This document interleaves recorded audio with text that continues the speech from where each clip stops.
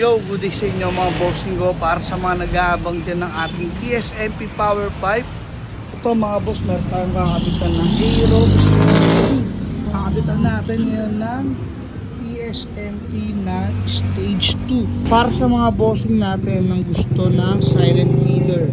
Ayan yung loob niya mga bossing ko. Meron siyang screen na umaharang. Ito nga pala yung klase ng non-clamp.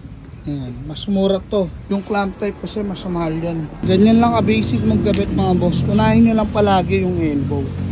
Then after ng elbow, itong canister naman. Salpak nyo lang sa elbow, then tutok nyo yung mga butas. So ayun, nakabit na natin mga boss. Ito yung tindigan yan.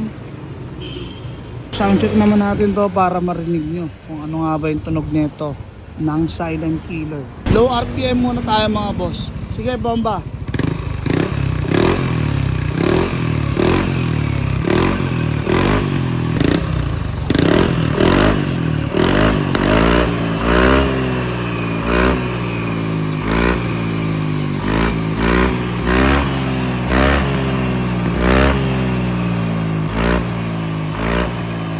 Ayun naman yung tunog niya mga boss, ay RPM. Kung napapansin nyo mga boss, may usok na lumalabas.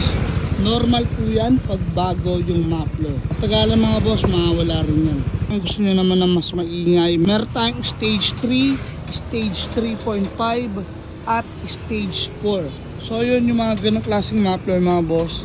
Pwede sa stock yung stage 3. Pagpataas naman ay para na yung sa mga loaded. Kasi malaki yung tip at malaki yung elbow nun. Tapos, syempre yung loob nun ay malaki rin. Kaya kung gusto nyo rumoksi ng TSMP, alam nyo na mga boss, available yan dito sa KCC. Located tayo dito sa Dasma, Cavite. Pin nyo na lang sa map.